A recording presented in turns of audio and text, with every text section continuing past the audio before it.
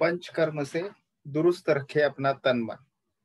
तो आइए दोस्तों, पंचकर्म चिकित्सा के बारे में जानकारी लेते हैं। तो आयुर्वेद कहता है मनुष्य शरीर जिन 5 तत्वों से यानी पृथ्वी, जल, अग्नि, वायु, आकाश, इन तत्वों से बना है। उन्हीं तत्वों से ब्रह्मांड भी बना है। जब शरीर में इन 5 तत्वों के अनुपात में गड़बड़ी हो जाती है तो समस्याएं पैदा होती है। आयुर्वेद इन प्राकृत तत्वों को सामान्य स्थिति में लाता है और इसी तरह से रोगों का निदान भी करता है। तो अनेक ऐसी समस्याएं हैं जिनका अंतिम इलाज जो है केवल और केवल पंचकर्म से संभव है। तो पंचकर्म को आयुर्वेद की खास चिकित्सा विधा माना जाता है। यह शरीर शुद्धि की पुनर्जीवन यानी रिजुविनेशन के लिए उपयुक्त रहता है। इस विधि में शरीर में मौजूद हानिकारक पदार्थों को बाहर निकालकर शरीर का शुद्धिकरण किया जाता है।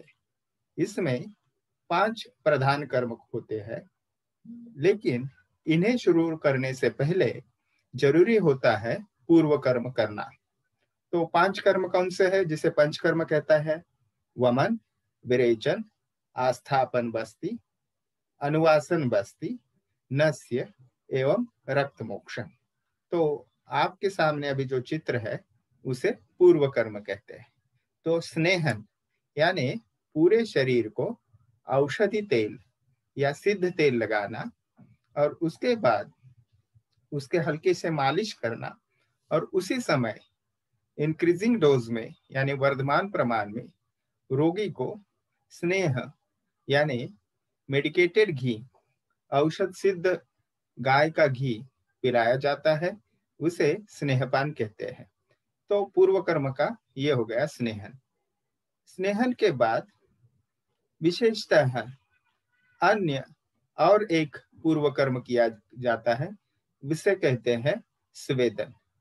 स्वेदन में यह प्रक्रिया क्या है? तो जिससे स्वेद अर्थात पसीना पैदा होता है उसे स्वेदन कहते हैं। तो स्वेदन में रोगी को या व्यक्ति को स्टीम बॉक्स में लिटाकर, जैसे आप सामने चित्र में देख रहे हो, या बैठने की भी स्टीम बॉक्स होती है, उसमें बिठाकर स्वेदन किया जाता है यानी पसीना निकाला जाता है। तो इसके और भी अन्य प्रकार है जिसके बारे में हम बाद में चर्चा करेंगे। तो स्नेहन, स्वेदन, ये पूर्व कर्म वमन के लिए बहुत ही आवश्यक है, जिससे शरीर की पूर्व तैयारी की जाती है। तो विशेषता है वमन, यह रोगी और रोग के अनुसार मरीज का इलाज करने के लिए विशेषतः विशिष्ट व्याधियों में या कफ प्रकृति में इसका प्रयोग किया जाता है।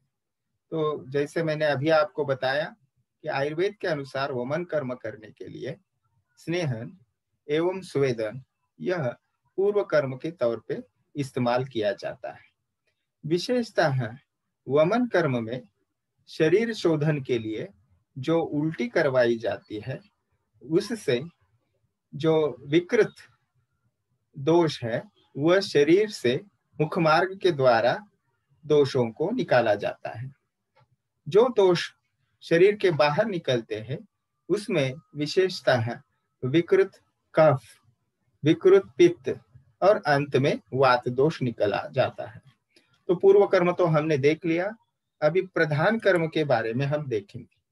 प्रधान कर्म क्या है? तो यह मुख्य विधि है।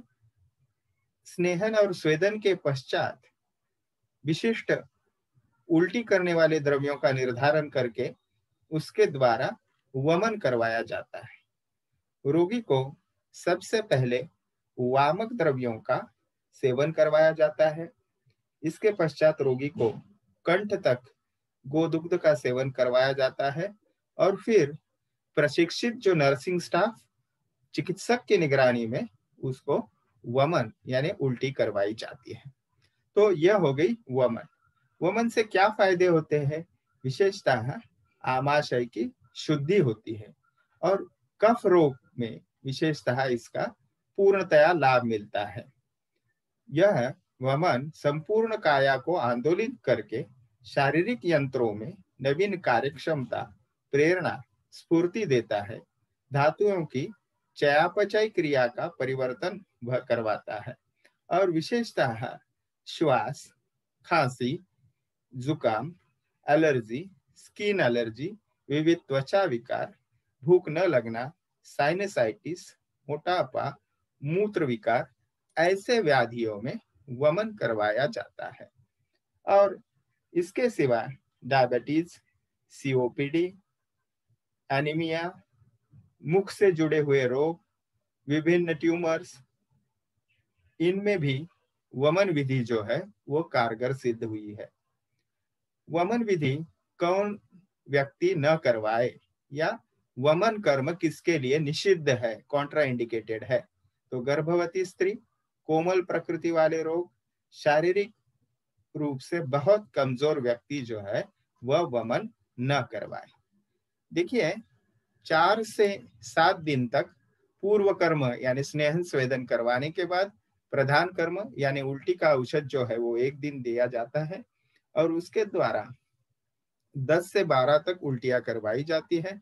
बहुत ही साइंटिफिक प्रोसेस है, इसके कुछ भी साइड इफेक्ट नहीं होते। और जिस दिन रोगी का वमन करवाया जाता है उस दिन से रोगी को विशिष्ट आहार दिया जाता है जिससे रोगी की पचन शक्ति जो है वो पूर्ववत आ जाए। तो इसमें विशेषतः जो राइस ग्रेल, जिसे हम सिर्फ पकाया हुआ चावल का पानी पहले दिन दें और उसके बाद चावल के साथ पानी दें, फिर मूंग की दाल भी आप दे सकते हो। और चिकित्सक जो है वह आपको एक विशिष्ट प्रकार का आहार जो है, स्पेसिफिक डाइट, जिसे आयुर्वेद में संसर्जन क्रम कहा जाता है, वह दिया जाता है। इससे व्याधि पूर्णतः ठीक होने में बहुत आसानी होती है। तो यह एक पूर्ण शास्त्रीय प्रक्रिया है, इससे आप बिल्कुल ठीक हो सकते हो।